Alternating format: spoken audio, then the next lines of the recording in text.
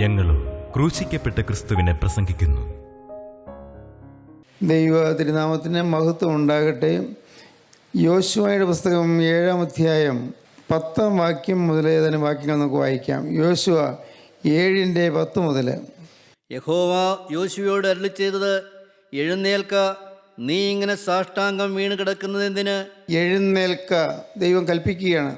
നീ സാഷ്ടാംഗം വീണ് കിടക്കുന്നുണ്ട്, നീ കരയുന്നുണ്ട്. എന്തിന് കരയുന്നു? എന്തിന് സാഷ്ടാംഗം വീണ് കിടക്കുന്നു? നീ നിലം പറ്റ വീണ് കിടക്കുന്നത് എന്തിനായിട്ടാണ്?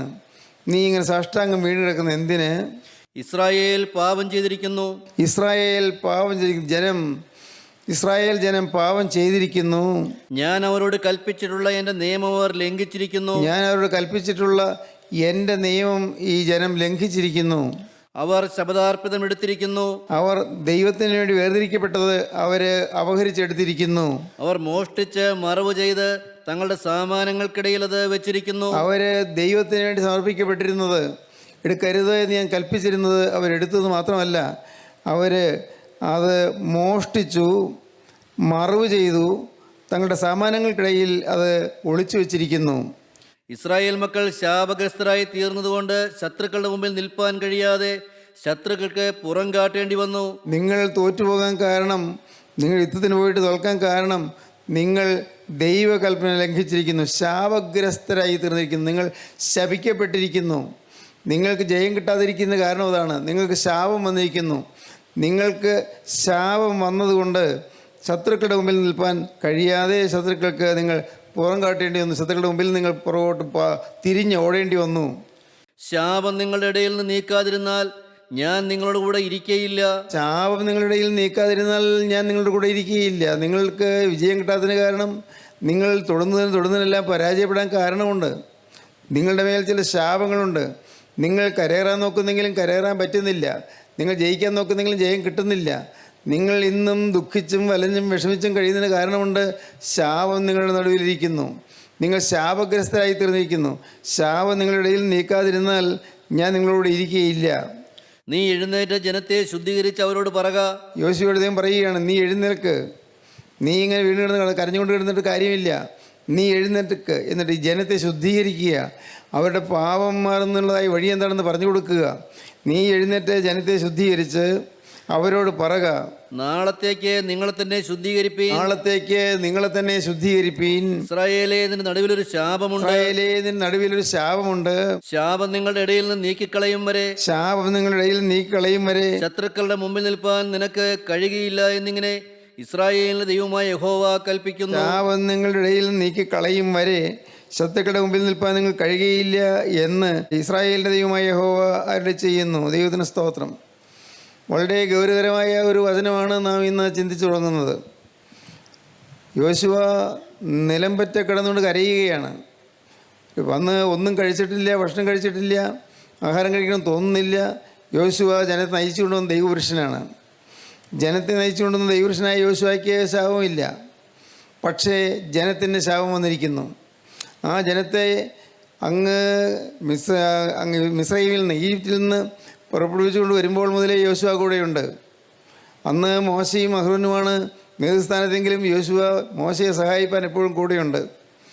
യോശുവയും കാലേബും കൂടെയുണ്ട്. അങ്ങ് അത്രയോ ദൂരെ നിന്ന് ഈജിപ്തിൽ നിന്ന് ഈ ജനത്തെ വിടുവിച്ചുകൊണ്ട് വരുമ്പോൾ അത്ഭുതകരമായ പല രംഗങ്ങളിലൂടെ അവർ കടന്നു പോകേണ്ടി വന്നു. അവിടെയെല്ലാം ദൈവം അവരെ സഹായിച്ചു. വിഷമസന്ധികളുണ്ടായിരുന്നു, പ്രശ്നങ്ങളുണ്ടായിരുന്നു. മരുഭൂമിയിൽ വെള്ളം കിട്ടാതെ വലഞ്ഞു പോയിരുന്നു. പാറയിൽ നിന്ന് വെള്ളം പുറപ്പെടുവിച്ചു. ഒരു സ്ഥലത്ത് ചെന്നപ്പോൾ വെള്ളമുണ്ട്, പക്ഷേ ആ വെള്ളം കയ്പുള്ളതായിരുന്നു, വിഷമുള്ളതായിരുന്നു. ആ വെള്ളം കുടിച്ചവരെല്ലാം ഛർദ്ദിക്കുകയായിരുന്നു. എന്നാൽ അവിടെ ദൈവം കയ്പുള്ള വെള്ളം മധുരമാക്കി തീർത്തു കൊടുത്തു. ഒരിടത്ത് വന്നപ്പോൾ അവർക്ക് അഗ്നിസർപ്പങ്ങൾ അവരെ കടിക്കാൻ തുടങ്ങി. അവർ ഓരോരുത്തരായി മരിച്ചു വീഴാൻ തുടങ്ങി. അപ്പോൾ ദൈവം മോശയോട് കൽപ്പിച്ചു, ഒരു പാളയത്തിന് നടുവിൽ ഒരു അഗ്നിസർപ്പത്തെ തൂക്കിയിട്ടു. ജീവനുള്ള ദൈവം ഒരു പാമ്പിൻ്റെ ആകൃതിയുള്ള പിച്ചള കൊണ്ടുണ്ടാക്കിയ ഒരു സർപ്പത്തെ അവിടെ കൊടിമരത്തിന്മേൽ തൂക്കുവാൻ മോശയോട് കൽപ്പിച്ചു. മോശ അത് ചെയ്തു. ജനം രക്ഷപ്പെട്ടു. അതിൽ നോക്കിയാൽ മതി, രക്ഷപ്പെടുമെന്ന് പറഞ്ഞു. വളരെ അത്ഭുതകരമായി ആ 40 വർഷം മോശയും അഹ്റോനും കൂടെ യോശുവയും കാലേബും അവരെ ജനത്തെ നടത്തിക്കൊണ്ടു വന്നു. കനാൻ നാട്ടിലേക്ക് എത്തിക്കുമെന്നാണ് പറഞ്ഞത്. പലസ്തീനിലേക്ക് എത്തിക്കുമെന്നാണ് പറഞ്ഞത്. പലസ്തീനിൽ എത്തണമെങ്കിൽ യോർദാനാറ് കടക്കണം. യോർദാനാറ് കടക്കാൻ നേരത്ത് അതിന് മുൻപ് തന്നെ ദൈവം അഹ്റോനെ വിളിച്ചു. അഹ്റോൻ മരിച്ചു, അടക്കപ്പെട്ടു. മോശയെ വിളിച്ചു. മോശ പറഞ്ഞു, കർത്താവേ, എനിക്ക് അല്പകാലം കൂടി തന്നാൽ കൊള്ളാമായിരുന്നു. എനിക്ക് അക്കരെ ഒന്ന് കടന്നിട്ട് മരിച്ചാൽ കൊള്ളാമായിരുന്നു. കർത്താവ് പറഞ്ഞു, ഇല്ല, നീ അക്കരെ കടക്കുകയില്ല. നീ ജനത്തെ നടത്തിക്കൊണ്ട് വന്നു, പക്ഷേ ആ ജനത്തെ നടത്താൻ ഞാൻ വേറൊരാൾ കണ്ടിട്ടുണ്ട്. നീ അക്കരെ കടക്കാൻ നോക്കണ്ട, ഞാൻ നിന്നെ അക്കരെ കടത്തുകയില്ല. നീ ഇവിടെ വെച്ച് ഈ പിസ്ഗായുടെ ചെരുവിൽ വെച്ച് നെബോ പർവ്വതത്തിന് മുകളിൽ വെച്ച് നീ മരിക്കും, നീ അടക്കപ്പെടും. ഞാൻ തന്നെ നിന്റെ ശവശരീരം അടക്കും. നിത്യനായ ദൈവം മോശയോട് പറഞ്ഞു. മോശയും അഹ്റോനും അപ്പുറവും കടന്നില്ല. എന്നാൽ യോശുവ ജനത്തെ അക്കരെ കടത്തി. യോശുവ മോശയ്ക്ക് ശേഷം ജനത്തെ നടത്തിയ ദൈവപുരുഷനായിരുന്നു. ആ ജനത്തിന് വരുന്നതായ സങ്കടങ്ങളും പ്രയാസങ്ങളും കണ്ട് വളരെ ദുഃഖിക്കുകയും വിഷമിക്കുകയും ചെയ്തൊരു ദൈവപുരുഷനായിരുന്നു യോശുവ, നൂൻ്റെ മകനായ യോശുവ. യോശുവ അക്കരെ കടത്തി. അതിനുശേഷം യെരിഹോ കോട്ട പിടിച്ചു. ഏറ്റവും പ്രയാസമുള്ളൊരു കോട്ടയായിരുന്നത് യെരിഹോ കോട്ട. യെരിഹോ കോട്ട അങ്ങ് അതിന് മീതെ ഒരു വീട് വെച്ച് പാർക്കത്തക്കവണ്ണം അത്ര വലിപ്പമുള്ള ശക്തിയുള്ള കോട്ടയായിരുന്നു. അത്ര ഉയരമുള്ള കോട്ടയായിരുന്നു. ആ കോട്ട അതിനെ അകത്ത് കിടക്കുക എന്നുള്ളത് പ്രയാസമായിരുന്നു. പക്ഷേ നിത്യനായ ദൈവത്തിൻ്റെ കരുണയാൽ ജനം ആ കോട്ടയ്ക്ക് ചുറ്റും 7 പ്രാവശ്യം ചുറ്റി നടന്നപ്പോൾ കോട്ട തകർന്നു, ആ കോട്ട ഇടിഞ്ഞു. അവർ നഗരത്തിനകത്തേക്ക് പ്രവേശിച്ചു. എരിഹോ ജയിച്ചു. വലിയ ശത്രുവിനെ അവർ ജയിച്ചു. അപ്പോൾ ദൈവം പറഞ്ഞിരുന്നു, ഈ എരിഹോവിൽ നിന്ന് യാതൊന്നും നിങ്ങൾ എടുത്തു പോകരുത്, അത് യഹോവയ്ക്ക് ശപഥാർപ്പിതമാണ്. ഡിവോട്ടഡ് ടു ജഹോവ, അത് ദൈവത്തിന് ഡിവോട്ടഡാണ്. അവിടെ നിന്ന് യാതൊന്നും നിങ്ങൾ എടുത്തു പോകരുത്, ദൈവത്തിനുള്ളത് നിങ്ങൾ എടുത്തു പോകരുത്. നിങ്ങൾ എടുത്താൽ അത് മോഷണമായിരിക്കും, അത് ദൈവം നിങ്ങളോട് കണക്ക് ചോദിക്കുമെന്നെല്ലാം പറഞ്ഞിരുന്നു. പക്ഷേ അവരിൽ ഒരാൾ ഏതാനും സാധനങ്ങൾ അവിടെ നിന്ന് എടുത്തു. അതവൻ മോഷ്ടിച്ചു, മറവ് ചെയ്തു. അത് കൂടാരത്തിനടുവിൽ അവൻ ഒളിച്ചു വെച്ചു. പിന്നീട് ഹായ് കോട്ട പിടിക്കാനായിട്ട് പോയി. ചെറിയൊരു കോട്ടയാണ്, പ്രയാസമുള്ളതല്ല. പക്ഷേ ഹായ് കോട്ട പിടിക്കാൻ പോയപ്പോൾ ഇസ്രായേൽ ജനം തോറ്റു. യോശുവയ്ക്ക് മനസ്സിലായില്ല എന്തുകൊണ്ടാണ് ഇത് സംഭവിച്ചത്. ഇതുവരെ ജയിച്ച് വന്നു, പക്ഷേ ഇവിടെ തോറ്റത് എന്താണ്? തോൽവി വരാൻ എന്താണ് കാരണം? യോശുവ കിടന്ന് കരയുകയാണ്, ആഹാരം കഴിക്കാതെ കിടന്ന് കരയുകയാണ്, ഉപവാസത്തോടെ ഇരുന്ന് കരയുകയാണ്. ഒരു തുള്ളി ജലപാനം പോലും ഇല്ലാതെ, അല്പം വെള്ളം പോലും കുടിക്കാതെ യോശുവ അവിടെ കിടന്ന് കരയുകയാണ്. അപ്പോൾ ദൈവം യോശുവയോട് പറഞ്ഞു, നീ ഇങ്ങനെ സാഷ്ടാംഗം വീണ് കിടക്കുന്ന എന്തിന്? നീ എഴുന്നേറ്റ് ജനത്തെ ശുദ്ധീകരിക്കുക. വായിക്കുന്നത് അങ്ങനെയാണ് 10-ാം വാക്യം. യഹോവ യോശുവയോട് അരുളി ചെയ്തത്, എഴുന്നേൽക്ക, നീ ഇങ്ങനെ സാഷ്ടാംഗം വീണ് കിടക്കുന്നത് എന്തിന്? ഇസ്രായേൽ പാപം ചെയ്തിരിക്കുന്നു. ഇസ്രായേൽ ജനം പാപം ചെയ്തിരിക്കുന്നു. ഞാൻ അവരോട് കൽപ്പിച്ചിട്ടുള്ള എൻ്റെ നിയമം അവർ ലംഘിച്ചിരിക്കുന്നു. ഞാൻ അവരോട് കൽപ്പിച്ചിട്ടുള്ള എൻ്റെ നിയമം അവർ ലംഘിച്ചിരിക്കുന്നു. അവർ ശപഥാർപ്പിതം എടുത്തിരിക്കുന്നു. അവർ ഡിവോട്ടഡ് ആയിട്ടുള്ളത് എടുത്തിരിക്കുന്നു. ദൈവത്തിന് വേണ്ടി നിവേദിക്കപ്പെട്ടത് അവരെടുത്തിരിക്കുന്നു. അവർ മോഷ്ടിച്ച് മറവ് ചെയ്ത് തങ്ങളുടെ സാമാനങ്ങൾക്കിടയിൽ അത് വെച്ചിരിക്കുന്നു. അവർ മോഷ്ടിച്ചു, മറവ് ചെയ്തു, സാമാനങ്ങൾക്കിടയിൽ വെച്ചിരിക്കുന്നു. അവർ ഒരു ബാബിലോന്യ മേലങ്കിയും 200 ശേക്കൽ വെള്ളിയും 50 ശേക്കൽ തൂക്കമുള്ള ഒരു പെൺകട്ടിയുമാണ് മോഹിച്ച് എടുത്തത്. വളരെ വിശിഷ്ടമായ ബാബിലോന്യ മേലങ്കി. അവരുടെ കൂട്ടത്തിൽ ആഖാൻ എന്ന് പറയുന്ന ഒരാളാണ് ചെയ്തത്. ആ മനോഹരമായ ബാബിലോന്യ മേലങ്കി, 200 ശേക്കൽ വെള്ളി, 50 ശേക്കൽ പൊന്ന്, ഇത്രയും അവൻ കണ്ടു. അത് മോഹിച്ചു, അവൻ എടുത്തു, അത് ഒളിച്ചു വെച്ചു, അത് മറവ് ചെയ്തു. മനുഷ്യരാരും അറിഞ്ഞില്ല, ഇസ്രായേലിനും ആരും അറിഞ്ഞില്ല, ജനത്തെ നടത്തിക്കൊണ്ടുവന്ന യോശുവായും അറിഞ്ഞില്ല. പക്ഷേ സ്വർഗ്ഗത്തിൽ ദൈവം അറിഞ്ഞു. അവൻ മോഹിച്ചതും അവനത് കണ്ട് മോഹിച്ചതും അതെടുത്തതും മറവ് ചെയ്തതും എല്ലാം ദൈവം അറിഞ്ഞു. എവിടെയാണ് മറച്ചു വച്ചിരിക്കുന്നത് ദൈവം അറിഞ്ഞു. ദൈവം പറയുകയാണ്, ഇസ്രായേൽ മക്കൾ ശാപഗ്രസ്തരായി തീർന്നതുകൊണ്ട്, അതുകൊണ്ടാണ് ശത്രുക്കളുടെ മുമ്പിൽ നിൽപ്പാൻ കഴിയാതെ ശത്രുക്കൾക്ക് പുറംതിരിഞ്ഞ് ഓടേണ്ടി വന്നത്. ശാപം നിങ്ങളുടെ ഇടയിൽ നീക്കാതിരുന്നാൽ ഞാൻ നിങ്ങളോട് ഇരിക്കുകയില്ല. ഇല്ല, ഞാൻ ഇരിക്കുകയില്ല. യഹോവയുടെ സാന്നിധ്യം നിങ്ങൾ കിട്ടുകയില്ല. ഈ കണ്ട 40 വർഷം ഈ ജനത്തെ ഞാൻ നടത്തി, അതിശീഘ്രമായി ഈ ജനത്തെ നടത്തി. പക്ഷേ ഇനി എൻ്റെ സാന്നിധ്യം അവർ കൊടുക്കുകയില്ല. ശാപം നീക്കാതെ ഞാൻ അവരുടെ ഇടയിലേക്ക് വരികയില്ല. ഇതിനായി ദൈവം പറയുകയാണ്, ശാപം നിങ്ങളുടെ ഇടയിൽ നീക്കാതെ ഞാൻ ഈ ജനത്തിൻ്റെ ഇടയിലേക്ക് വരികയില്ല. ദൈവത്തിന് സ്തോത്രം. പ്രിയപ്പെട്ടവരെ, ഗൗരവതരമായ ഒരു വാക്യമാണ് നാം വായിക്കുന്നത്. ഇസ്രായേലേ, നിന്റെ നടുവിൽ ഒരു ശാപമുണ്ട്. അടുത്ത വാക്യതാണ്, ഇസ്രായേലേ, നിൻ്റെ നടുവിൽ ഒരു ശാപമുണ്ട്. ശാപം നിങ്ങളുടെ ഇടയിൽ നിന്ന് നീക്കി കളയും വരെ ശത്രുക്കളുടെ മുമ്പിൽ വന്ന് കഴിയുകയില്ല എന്നിങ്ങനെ ഇസ്രായേലിൻ്റെ ദൈവമായ യഹോവ കൽപ്പിക്കുന്നു. ദൈവത്തിന് സ്തോത്രം. അതുകൊണ്ട് യോശുവേ, നീ ഒരു കാര്യം ചെയ്യുക, നീ എഴുന്നേൽക്കുക. ഞാൻ വീടെടുത്ത് കരഞ്ഞുകൊണ്ട് കാര്യമില്ല. നീ എഴുന്നേറ്റ് നീ ജനത്തെ ശുദ്ധീകരിക്കണം. അവരിൽ വന്ന തെറ്റെന്താണെന്ന് കാണിച്ചു കൊടുത്ത് അവരെ എഴുന്നേൽപ്പിക്കണം. ആ ജനത്തിനിടയിൽ ശാപം മാറ്റണം. അല്ലെങ്കിൽ ദൈവ സാന്നിധ്യം നിങ്ങൾക്ക് ലഭിക്കുകയില്ല. അല്ലെങ്കിൽ ദൈവത്തിൻ്റെ കൃപ നിങ്ങൾക്ക് ലഭിക്കുകയില്ല. ദൈവത്തിൻ്റെ സഹായം നിങ്ങൾക്ക് ലഭിക്കുകയില്ല. എത്ര പ്രാർത്ഥിച്ചാലും പ്രാർത്ഥന കേൾക്കുകയില്ല. എന്തെല്ലാം പുണ്യപ്രവൃത്തി ചെയ്താലും പ്രാർത്ഥന ദൈവം കേൾക്കുകയില്ല. ദൈവസന്നിധിയിൽ വന്നിരിക്കുന്ന മനുഷ്യനോട്, ദൈവസന്നിധിയിൽ വന്നിരിക്കുന്ന ജനത്തോട്, ദൈവസന്നിധിയിൽ വന്നിരിക്കുന്ന യോശുവയോട് ദൈവം പറയുകയാണ്, ശാപം നിങ്ങളുടെ നടുവിലുണ്ട്. ഇസ്രായേലേ, ഇതിന് നടുവിലൊരു ശാപമുണ്ട്. ഒരാൾ മാത്രമേ പാപം ചെയ്തുള്ളൂ. ഒരാൾ ആഖാൻ മാത്രമേ പാപം ചെയ്തുള്ളൂ. പക്ഷേ ആ ഇസ്രായേലിന്മേൽ മുഴുവനായി ആ ശാപത്തിൻ്റെ ദോഷം വന്നിരിക്കുന്നു. ഒറ്റയ്ക്ക് ഒരാളെ പാപം ചെയ്തുള്ളൂ. മറ്റുള്ളവരുടെ മേൽ ശാപം വന്നിരിക്കുന്നു. ഒരു വീട്ടിൽ ഒരാളാണ് ശാപഗ്രസ്തമായ രീതിയിൽ ചെന്നുപോയത്, ശപിക്കപ്പെട്ടു പോയത്, ശാപം വലിച്ചു വരുത്തിയത്. എന്നാൽ ആ വീട്ടിലുള്ള എല്ലാവർക്കും ആ ശാപം വരികയാണ്. ഒരാളെ പാപം ചെയ്തുള്ളൂ, മറ്റുള്ളവർക്കും അതിൻ്റെ ഫലം അനുഭവിക്കേണ്ടി വരുന്നു. എന്തിന്? ഒരു തലമുറയിൽ ഒരാൾ പാപം ചെയ്താൽ അടുത്ത തലമുറയിലേക്കും പിന്നത്തെ തലമുറയിലേക്ക് അത് ബാധിക്കും. പുറപ്പാട് 20-ാം അധ്യായത്തിന് 5-ാം വാക്യം വായിക്കുമ്പോൾ നമുക്ക് കാണാം, മക്കൾക്കും മക്കളുടെ മക്കൾക്കും 3-ാമത്തെയും 4-ാമത്തെയും തലമുറ വരെ പാപത്തിൻ്റെ ശിക്ഷ വരുമെന്ന്. പുറപ്പാട് 20:5. നിന്റെ ദൈവമായ യഹോവയായ ഞാൻ തീഷ്ണതയുള്ള ദൈവമാകുന്നു. എന്നെ പകയ്ക്കുന്നവരിൽ പിതാക്കന്മാരുടെ അകൃത്യം 3-ാമത്തെയും 4-ാമത്തെയും തലമുറ വരെ മക്കളുടെ മേൽ സന്ദർശിക്കുകയും എന്നെ പകയ്ക്കുന്നവരിൽ പിതാക്കന്മാരുടെ അകൃത്യം 3-ാമത്തെയും 4-ാമത്തെയും തലമുറ വരെ മക്കളുടെ മേൽ സന്ദർശിക്കും. മക്കൾ പാവങ്ങളൊന്നും അറിഞ്ഞില്ല. അപ്പൻ മദ്യപിച്ച് നടന്നതോ കൂത്താടി നടന്നതോ അതൊന്നും മക്കൾക്ക് അറിയാൻ പാടില്ലായിരിക്കും, അല്ലെങ്കിൽ മക്കളുടെ മക്കൾക്ക് അറിഞ്ഞുകൂടായിരിക്കും. അപ്പൻ ആരെങ്കിലും ഉപദ്രവിക്കുകയോ ആരെങ്കിലും വസ്തു അപഹരിക്കുകയോ ചെയ്തത് മക്കൾ അറിഞ്ഞിട്ടുണ്ടാവില്ല, മക്കളുടെ മക്കൾക്ക് അറിഞ്ഞിട്ടുണ്ടാവില്ല. അപ്പൻ ആരുടെയെങ്കിലും മുതൽ കട്ടെടുത്തതോ അല്ലെങ്കിൽ അപഹരിച്ചെടുത്ത് ഏതെങ്കിലും തരത്തിൽ വിനിയോഗിക്കുകയോ അല്ലെങ്കിൽ അശുദ്ധമായ കൂട്ടുകെട്ടിൽ പോവുകയോ അശുദ്ധ ജീവിതം നയിക്കുകയോ കൊള്ളിതാത്ത ജീവിതം നയിക്കുകയോ പുറത്തു പറയാൻ കൊള്ളാത്ത അധർമ്മങ്ങളിൽ പെടുകയോ ചെയ്തിട്ടുണ്ടെങ്കിൽ അതൊന്നും മക്കൾ അറിയണമെന്നില്ല. അപ്പൻ വല്ല മന്ത്രവാദം ചെയ്യുകയോ ആഭിചാര പ്രവൃത്തി ചെയ്യുകയോ ക്ഷുദ്രപ്രയോഗം ചെയ്യുകയോ മഷിയിട്ട് നോക്കുകയോ രാഹുകാലം നോക്കുകയോ അങ്ങനെ ഏതെങ്കിലും ജാതീയമായ ആചാരങ്ങൾ കുടുങ്ങിപ്പോയെങ്കിൽ അത് മക്കൾ അറിയണമെന്നില്ല. പ്രിയപ്പെട്ടവരെ, എന്നാൽ പറയുന്നു, നിൻ്റെ ദൈവമായ യഹോവയായ ഞാൻ തീക്ഷ്ണതയുള്ള ദൈവമാകുന്നു. എന്നെ പകയ്ക്കുന്നവരിൽ പിതാക്കന്മാരുടെ അകൃത്യം 3-ാമത്തെയും 4-ാമത്തെയും തലമുറ വരെ മക്കളുടെ മേൽ സന്ദർശിക്കും. ദൈവത്തിന് സ്തോത്രം. കാര്യം ഗൗരവമാണ്. ഇസ്രായേലേ, നിന്റെ നടുവിലൊരു ശാപമുണ്ട്. നിങ്ങൾ എല്ലാവരും പാപം ചെയ്തിട്ടല്ല, എന്നാൽ ശാപം നിങ്ങൾ എല്ലാവരുടെ മേലും വന്നിരിക്കുന്നു. ഇസ്രായേലേ, നിന്റെ നടുവിലൊരു ശാപമുണ്ട്. ശാപം നിങ്ങളുടെ ഇടയിൽ നീക്കിക്കളയും വരെ യഹോവ നിങ്ങളോട് ഇരിക്കുകയില്ല. ദൈവം പറഞ്ഞു, എഴുന്നേൽക്ക, നീ ഇങ്ങനെ സാഷ്ടാംഗം കിടക്കുന്ന എന്തിനാ? എഴുന്നേൽക്ക. യോശുവ ജനത്തെ വിളിച്ചു കൂട്ടി. ഗോത്രം ഗോത്രമായും ഭവനം ഭവനമായും കുടുംബം കുടുംബമായി വരുത്തി.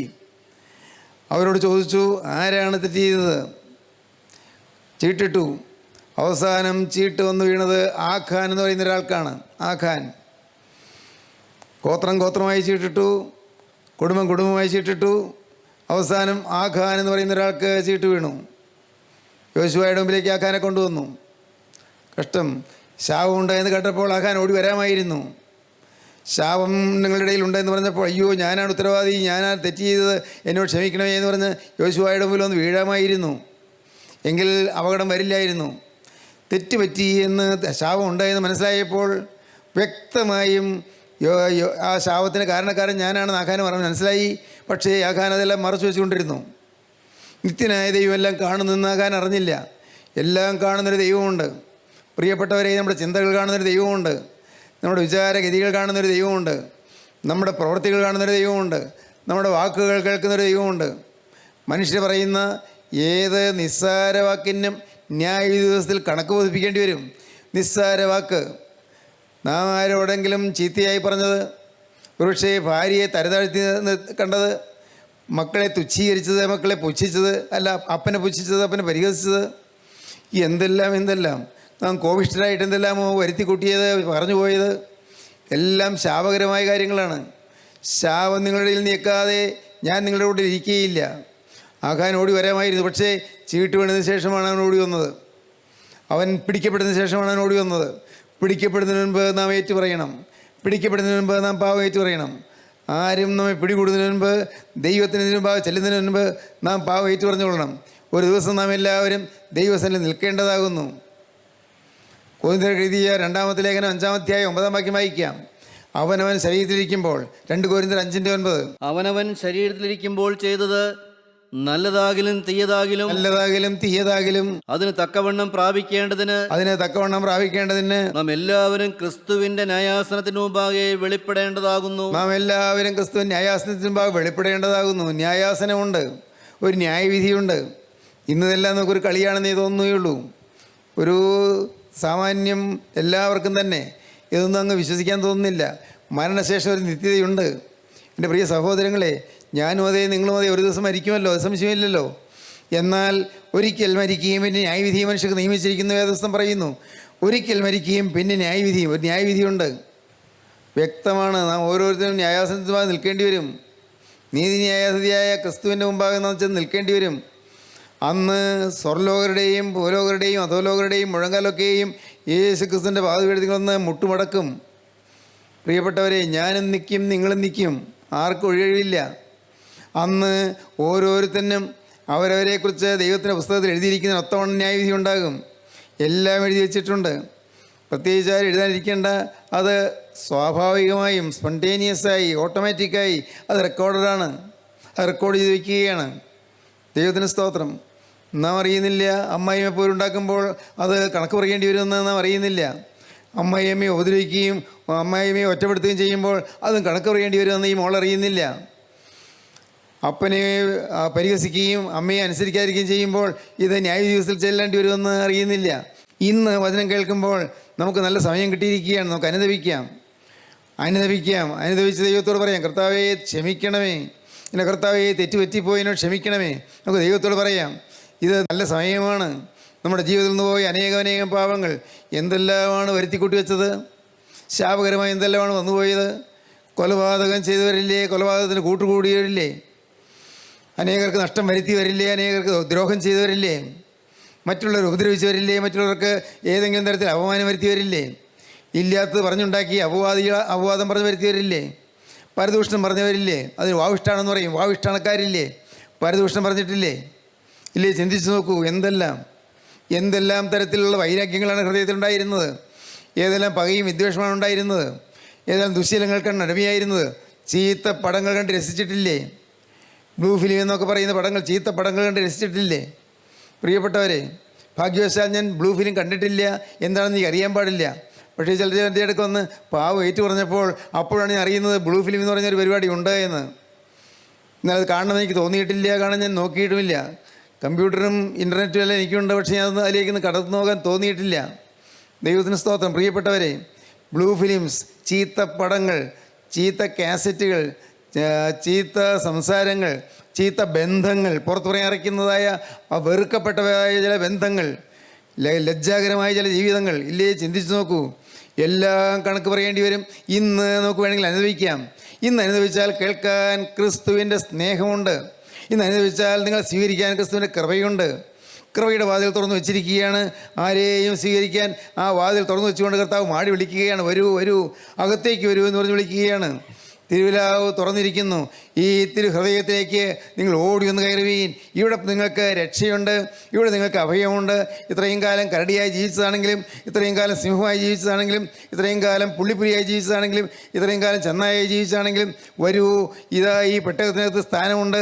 ഇപ്പോൾ കടന്നാൽ നിങ്ങൾക്ക് രക്ഷപ്പെടാം. അല്ലെങ്കിൽ പെട്ടകത്തിന് വാതിൽ അടയുന്നൊരു സമയം വരും, പിന്നെ കടക്കാൻ സാധിക്കുകയില്ല, പ്രളയത്തിൽ നശിച്ചു പോകും. ദൈവത്തിന് സ്തോത്രം. ആഖാൻ താമസിച്ചു പോയി, പാവം, അവൻ താമസിച്ചു പോയി. അവന് പറയേണ്ട സമയം നഷ്ടപ്പെടുത്തി കളഞ്ഞു, കിട്ടിയ അവസരം നഷ്ടപ്പെടുത്തി കളഞ്ഞു. നിങ്ങൾക്കാർക്ക് ഈ അപകടം വരരുത്, നഷ്ടപ്പെടുത്തരുത്.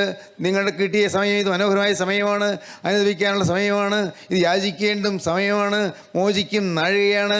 ഈ സമയത്ത് നിങ്ങൾ നാഥന കർത്താവായ യേശുക്രിസ്തുവിനെ വിളിച്ചപേക്ഷിച്ച് അവനെ കൃപയ്ക്ക് വേണ്ടി നിങ്ങൾ യാചിപ്പീൻ. കർത്താവേ, അനേകം പാപങ്ങളുടെ ജീവിതത്തിൽ സംഭവിച്ചു പോയി, തിന്മകൾ വന്നുപോയി. എൻ്റെ കർത്താവേ, വികാരത്തിന് അടിമപ്പെട്ടു പോയി. ദൈവമേ, വിവേകമില്ലാത്തനായി ഞാൻ ജീവിച്ചു പോയി, അല്പം പോലും വിശ്വാസമില്ലാത്തതായി ഞാൻ ജീവിച്ചു പോയി. എൻ്റെ കർത്താവേ, ഞാൻ അവിശ്വാസിയായി ജീവിച്ചു പോയി, ദ്രോഹപ്രവർത്തികൾ ചെയ്തു പോയി, ദ്രോഹപ്രവർത്തികൾ നിരൂപിച്ചു പോയി. നാഥാ, എന്നോട് ക്ഷമിക്കണമേ. പറയുമോ നിങ്ങൾ? ദൈവത്തോട് വാക്ക് പറയുമോ?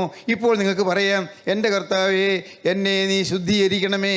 എൻ്റെ കർത്താവേ, എൻ്റെ മേലുള്ള ശാപം മാറ്റണമേ. എൻ്റെ കർത്താവേ, നിൻ്റെ ക്രൂശിലെ മരണത്താൽ എൻ്റെ ശാപം നീക്കിയെന്ന് വിശ്വസിക്കുന്നു ഞാൻ. നാഥാ, ഇപ്പോൾ നിൻ്റെ തൃക്കരനെ തൊട്ട് എൻ്റെ ശാപം മാറ്റണമേ, എൻ്റെ കുടുംബത്തിന്മേലുള്ള ശാപം മാറ്റണമേ. പൈതൃകമായി ലഭിച്ച എല്ലാ ശാപങ്ങളും ദൂരീകരിക്കണമേ. എന്നെ അനുഗ്രഹിക്കണമേ, എൻ്റെ കുടുംബത്തെ അനുഗ്രഹിക്കണമേ, എൻ്റെ മക്കളെയും മക്കളുടെ മക്കളെ അനുഗ്രഹിക്കണമേ, തലമുറകളെ അനുഗ്രഹിക്കണമേ. യേശുവേ, തൃക്കരൻ്റെ മേൽ നിവർത്തണമേ, എന്നോട് മനസ്സിലിയണമേ. Hallelujah, hallelujah. നിങ്ങൾക്കിപ്പോൾ പ്രാർത്ഥിക്കാൻ തോന്നുന്നുണ്ടോ? പ്രാർത്ഥിക്കാൻ നിങ്ങൾക്ക് തോന്നുന്നുണ്ടോ? എങ്കിൽ നിങ്ങളുടെ കണ്ണുകളെ അടയ്ക്കാം. കാരുണ്യവാനായ ഞങ്ങളുടെ സ്വർഗീയ പിതാവേ, നിൻ്റെ ഈ മക്കൾ അവരുടെ എടുത്ത തീരുമാനം അവിടുന്ന് കാണുന്നുവല്ലോ. നാഥാ, നിൻ്റെ മക്കളുടെ മേൽ തൃക്കരം വയ്ക്കണമേ, തിരക്തം പുരട്ടണമേ, പാപങ്ങളെല്ലാം ക്ഷമിക്കണമേ. എല്ലാ പാപത്തിൻ്റെയും മോചനം ലഭിച്ച് സന്തുഷ്ടരായി എഴുന്നേറ്റ് പോകാൻ ഈ മക്കളെ എല്ലാവരെയും അനുഗ്രഹിക്കണമേ. എൻ്റെ നാഥ, എല്ലാവരെയും അനുഗ്രഹിക്കണമേ, എല്ലാ നന്മകളാൽ നിറയ്ക്കണമേ. എൻ്റെ കർത്താവിൻ്റെ രണ്ടാമത്തെ വരവിനുവേണ്ടി ഞങ്ങളെല്ലാവരെയും ഒരുക്കണമേ. യേശു ക്രിസ്തുവിൻ്റെ മഹത്വമുള്ള നാമത്തിൽ പ്രാർത്ഥിക്കുന്നു. കൃപയോടെ കേൾക്കണമേ. ആമീൻ.